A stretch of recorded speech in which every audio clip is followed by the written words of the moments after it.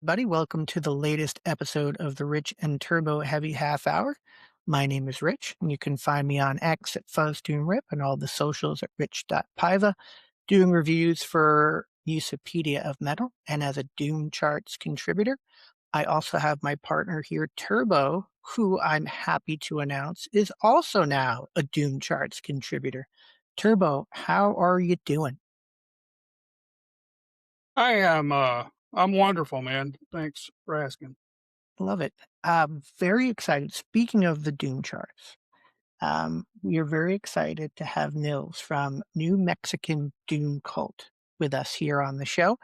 And the first thing I'll say, Nils, is first of all, thank you for joining. Second of all, congratulations for being number one on the January Doom charts. How cool is that? Were you expecting that? Were you surprised? How did you feel when you read that? Well, thank you first, and for having me here. And I was very surprised. I was a little, what you'd say, humbled and not ashamed, but there was so many other bands that I thought maybe should take that place, and not a Swedish newcomer. Well, I am old, but the band is not that old, but 2015, yeah, approximately we started then as a It's, band. And what was the question? Yes, I was extremely happy, of course. I'm not sure about how exactly how big this is, the Doom charts, because of course I know about that. And the last record album, Necropolis, also was on the Doom chart, but not that high, of course. I would say in this little realm that we live in, it's a pretty big deal, especially to be number one. Hey, it beat Wino. Wino was had a record out with Ritual Arcana, and you got Yeah, I know, and you've ahead of him. So how cool is that? I yes, and I that was what I mean, but feeling almost ashamed because Wino is, of course, a very big influence for me, the band, for me, and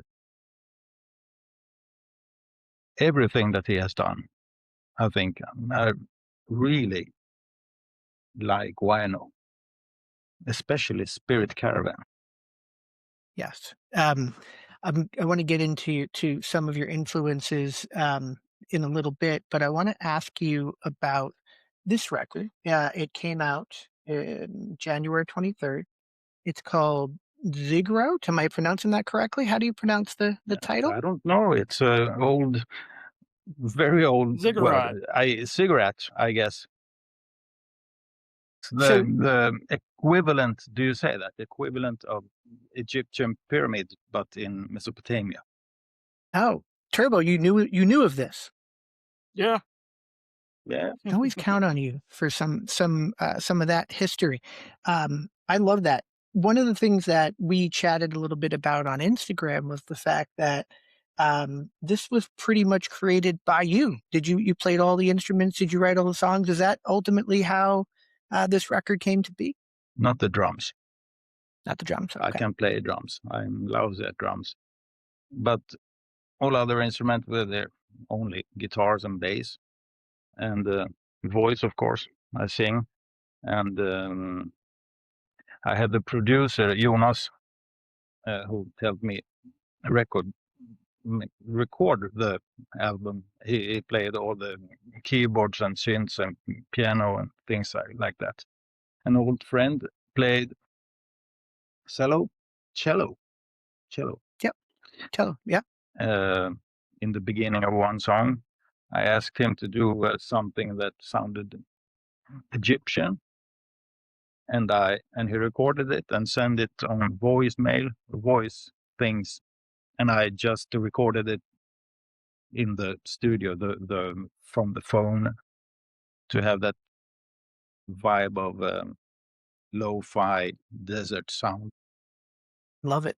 Love it. There is something genuinely, and I think I put this in a review that I said, lo-fi can be a very positive term, and I feel like that's the vibe that this record brings, a lo-fi in a really kinda organic and natural way is what I hear from the record. Um, Turbo, what do you have, to ask Nils for your first question today? Well, I wasn't going to take away from what you wanted to know, but my first question was going to be: is it a Mexican doom cult, or is it a New Mexican doom cult? Is it from Mexico, or was it from New Mexico? It's from New Or Mexico. does it have? Okay, And so where did you come up with the name? It's just a silly name.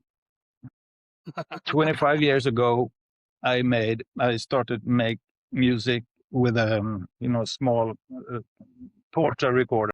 What you call that? Like a boombox? No, cassette recorder, but for recording. Okay. Porta Studio. I don't know what you call that in America, but and I made a lot of different styles. I like every kind of music except new music. I like everything that's old, jazz and folk and bluegrass and blues, of course, all that, and of course heavy metal in all kinds of metal, except power metal. I don't like that. Um, and I don't like new metal and the old metal. Unlike Born Too Late. Yep. No, but and I wanted to, and I made a bunch of really down-tuned and heavy songs, and I wanted to call that something special when I folded them in the computer in folders. Do you say yeah, folders? Yeah. So I call it New Mexican Doom Cult. I don't actually know why, but I wanted a place, some geographic place, because that's cool, and a doom cult, that's cool. Yeah, It sounds absolutely. heavy, but there is absolutely nothing beneath, under there's okay. nothing there. It's just a silly name. It's I a didn't know cool name. because you touched on so many different regions with some of these songs and something. So I was curious if maybe that was going towards, and like in New Mexico, one of the first places where we found people that started living here was the Anasazi, and they were in New Mexico. So I didn't know, Yeah. with your idea of all these different places and people's ideals and stuff like that, if that had anything to do with it. Yes, of course. Afterwards, after a time, you begin to think about the name that I did when it became a band. And then all things New Mexico, and there were cults in New Mexico, I guess. Waco, that's Texas, huh? Yeah, But that's yeah, in Texas. but close. So right, Close. Yeah. right there, close to it. But the Heaven's Gate, is that New Mexico? No, that was in Texas too, also, wasn't it? Or I think that might have Colorado. been. Well, I mean, it's all the United States. We're all crazy. Yeah, but So, I think at this about point. cults in the desert. That's crazy, but that's cool too, in some sort of way. And you have Area 52. That's New Mexico? 51. Yes, right? 51, it's in Utah. Not Utah. Utah, but Nevada. Nevada. Isn't it? Yeah. Okay, But again, all the okay. same area. Yeah, same area. It's the desert, and it sounds cool. And weird stuff happens there, for sure. Roswell was in New Mexico. Yeah, That's where the Yes, UFO is Roswell. Roswell. supposed. That's maybe was what I was thinking about. And all the, of course, the Manhattan Project, the bomb, That was in everything, Oak Ridge. and you know, and all the history before that with the West. I was always fascinated by the Wild West when I was a kid, and still is actually. So I think about all that. So Kind of works. Just Yeah, kind of there's a lot of works. cool stuff. and yeah, the cult, of course, doom cult. No, I'm not in a cult. I'm not in a doom cult. I'm actually a librarian. So that's how That's cool Wow. this is. In That that is cool. I mean, that to me, that's a pretty cool job to then go and play, heavy music like this and incorporate all that cool stuff that you learn as a librarian, I assume. Is that influence your writing? Just the having access to all that yeah, source knowledge. material the and stuff, access right? is pretty good, of course. I can get what I want in form of knowledge, information, of course, like everybody else on the internet, of course. But I I think I prefer books. Mhm. Uh, True. And yes, of course, it's a long way from here to New Mexico. We have the snow here and the cold weather and yeah, One of our favorite bands is from New Mexico. If you've heard of Blue Heron, they're from the great state of New Mexico, Albuquerque. We love those guys, and I think that there's definitely some similarities to the heaviness and the kind of the doominess of New Mexican doom cult with that. The cover of the record reminds me a little bit of and you guys, Turbo, you and Nils, you are definitely more historians and have more knowledge of that. But am I looking at like kind of Day a of the Dead. Mexican kind of Day of the Dead type scenario here with the album cover, or where did that come it's from? from a book. I have to check it out. I wrote it before because I cannot remember his name. Paul Kudunaris. I think he's American or something, but with a Greek. Kudunaris sounds Greek. Um, I actually don't know. And he wrote a book called Heavenly Bodies that I have with pictures from a place somewhere. I don't remember where there's all these bodies, dead bodies covered in jewels and everything in a church somewhere. And fascinating pictures, of course, of photographies. And I took one and I made a picture of it, a painting of it. So it's not mine. Oh, you painted that? Yeah. Wow, awesome, very cool. So I borrowed his Is the picture. original is the original hanging up somewhere in your house, or No, it's laying around there upstairs somewhere.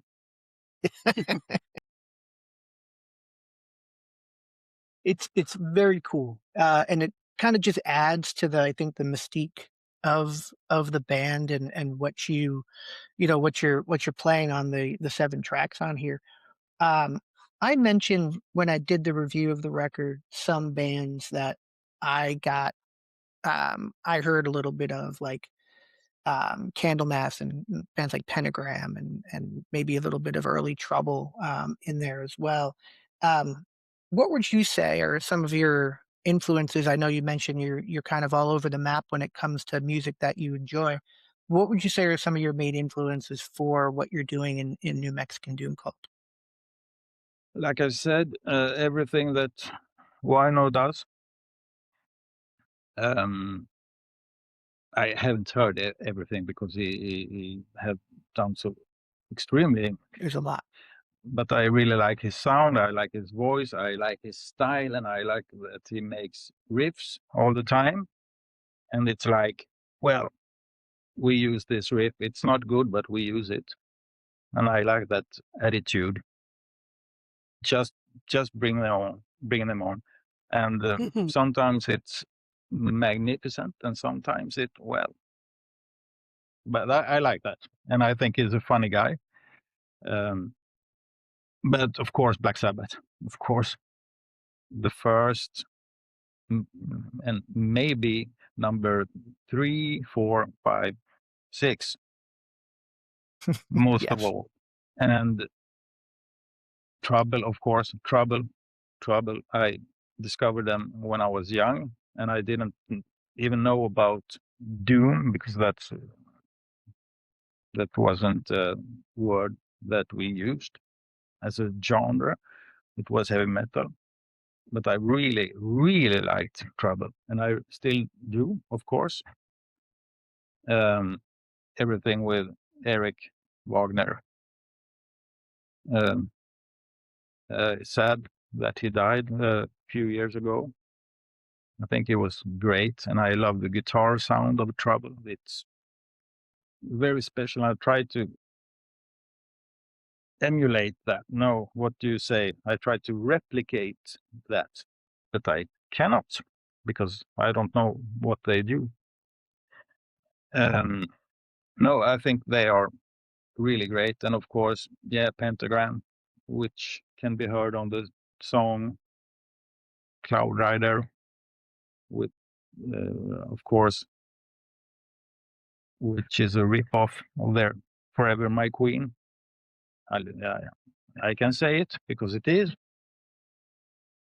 I wanted to do a song that sounded like that, and after a while I realized it sounded too much like that, but I didn't give a damn.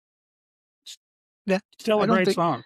Yeah, it's killer. I don't think you'll hear from Bobby's lawyers or No, anybody like that. I it's think we'll be okay. it's love letter. Yeah, homage. An homage to him. Yeah, absolutely. Love that.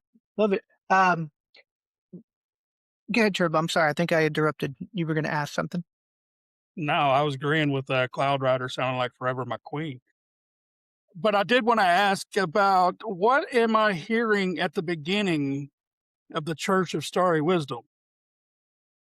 I don't know. In the middle of that song, I think you have a clip from a show or something in there. But at the beginning, I think the first few seconds, there's something I can't make out. It's something like some language or I talking or something. I don't remember because I made this record, this album, more than 1 year ago, and when I was ready with it, I didn't want to listen to it for.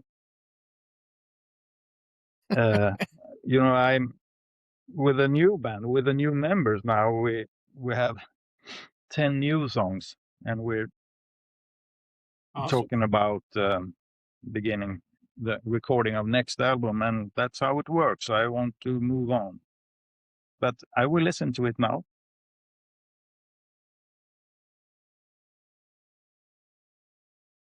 I think it's just something from a movie or some.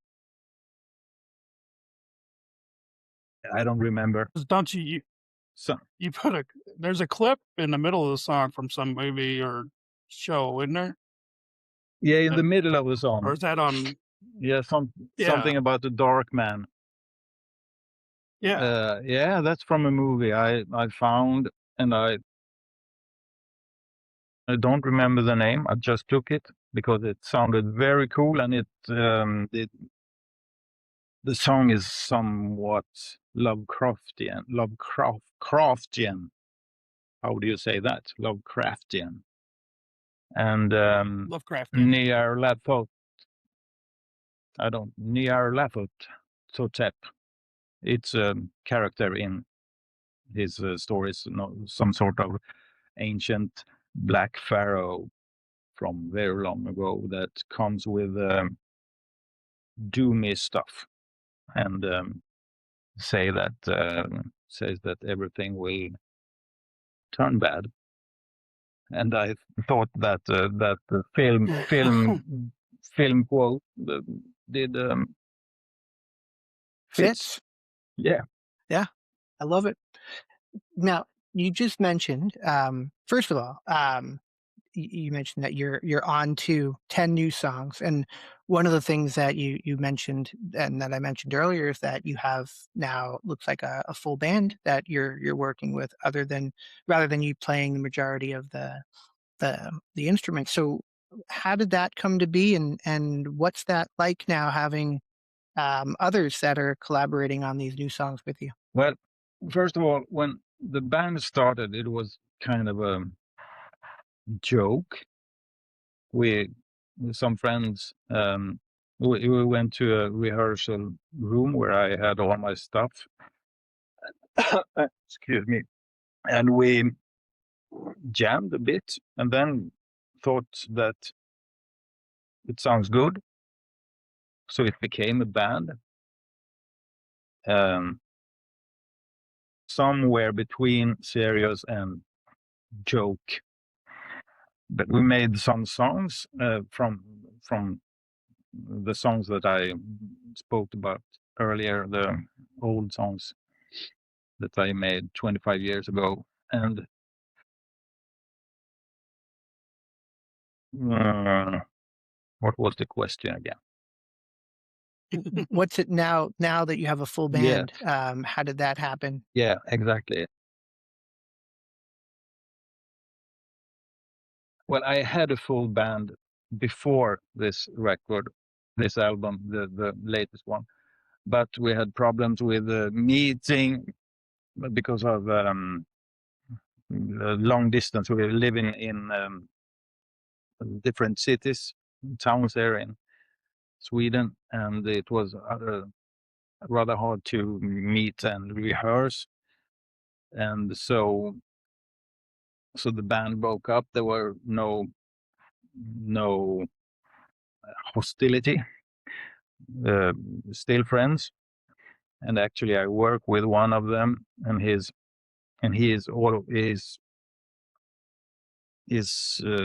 with the band, but not with the band.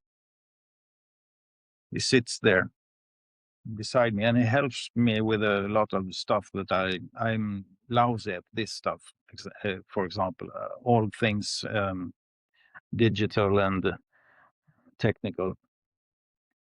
But yeah, and so I started to talk to a guy, a drummer in Beardfish, a Swedish prog band. They're extremely good band. And he said, I knew him little, and he said he felt like he wanted to play this music. He had never done it before. And I said, yeah, sure, we can jam. And he told me he knew a good bass player, and that's Fredrik from Gadget, grindcore band. And then we asked David, the guitarist of Beardfish, and he said, yeah, sure. And suddenly we were a band again. Very cool. And they are great, and so far it works very well. That's awesome. I actually have a bunch of Beardfish records, and I didn't even realize there was a connection here. Do you I have have? The Void, and I Okay. have Mammoth, and I have Sleeping in Traffic. Those Yeah, records. that's Beardfish. Those are awesome. I had no idea that you had that connection there, which is very, very cool. Is now that you're getting a little proggy with the Beardfish guys, is the sound changing at all of what the new songs sound like? Is there that influence there, or are you staying pretty doomy on the new material? Well, I wish I could say that I let everybody has their saying. And well, yes, I am quite, because I do all the music I have always done. And but when somebody has a better idea than I have, then I have to accept that. Begrudgingly, it sounds like. It sounds like you begrudgingly accept. No, but if something is good enough for me, then sure. And actually, I want this to be a band, not just me. And I wanted that before too, but it was too hard with people getting babies or people getting or have big children and have to play basketball, training, or well, everything that takes time from the things that matter. Playing in a band. Yeah, exactly. The most I have important thing. I have That's very kids cool. too, of course, but they're grown up. Are they musicians? Do they play music at Yes, all, actually, or did they? Oh, one of my sons is a really good bass player now, really good, and he loves stoner and doom, but he loves other kinds of music too, and even hip hop and things that I don't really understand, but that's okay. Type of very As long as cool. he doesn't become a bass player in a power metal band. yeah, Yeah, as long as he's no, on the that power metal that band, will we're never fine. happen. It's getting late for Nils, so I want to just ask him a couple more questions. Do you have another question for him before we let him go? Are y'all touring around Sweden? Playing out live anywhere? We don't play live very much because, if I'm being honest, well, it's hard finding time. Everybody's working full time, and families and other bands, of course. Um, so, and we have to rehearse a lot more before we can play live. I feel that since I'm not a singer, actually, I began to sing with this band. I didn't sing before, and I find it very hard to play those riff and this music, even if it's slow, and sing at the same time. And I want to do that good enough to stand on a stage. Of course, we have played live, but not very much. But yes, of course, I want to tour. And with that, this record you worked with Majestic Mountain with this record, Yeah, if I'm not mistaken. Are you looking at potentially? I know you sound like you're past this and you're over this one, but are you guys thinking you're gonna do the physical media of this, do vinyl for this, or maybe vinyl for the next record, or is there a I plan there? hope now that, well, the album doing so great, or well, first Doom charts, first place. I think that's good, and I think that should um, mm, mm, guarantee a vinyl um, issue. No, no, I no, I don't find the words. I think that No, I think I'm going to share this with Marco from Majestic Mountain, even though he's. I saw something on Facebook where he's probably not paying attention to this right this second, but I'm going to share this with Marco from Majestic Mountain and say, hey, we've got lots of Majestic Mountain records, but how many have been #1 on the Doom charts that don't have vinyl? I feel like that's a conversation that we should actually have we with had a Marco deal too. from the start that yes, I'm putting this out, but to begin with, just digital. Um, and I said, yes, of course, I want it out. I'm tired of it. I want to move on. No, but I, of course, I really would like a physical copy because the earlier two albums, there's a compilation also from the Crypt. That's released on vinyl, and that's a whole another thing. That's another thing from digital, of course. Yeah. I think I have that from I think Old Magic here in the US, distributed that. I think I have a cassette as well of both of those Yeah, things. yeah, So, he um, made a cassette of it. That was fun. I think very few, and everything is sold out. maybe 20 cassettes or something like that. Very few of them. One on my shelf No, right behind me. I can guarantee you that. And all the vinyl sold out on for the old records too. So like yeah, it's time. We need the yeah. new I record will, there. I will talk to Marco again. You have our support for sure. Um, Nils, this has been awesome. Thank you so much for coming on the show. Nils from New Mexican Doom Cult. We now know the origin of the name. We know that the record was #1 on Doom charts, and that was super excited. And Nils is very excited, and even though he's sick of this record. And we really appreciate you coming on. Please come and talk to us again when you're starting to think about the new songs and the new record. We'd love to talk to you again, and maybe bring the guys with you, the other guys in the band. That would be wonderful. Excellent. Thank you so much, Nils. Absolutely, it's our pleasure. Good to meet you. Congratulations again for that #1 spot, and look forward to hearing what's next from you guys. Thank you so much. Bye bye.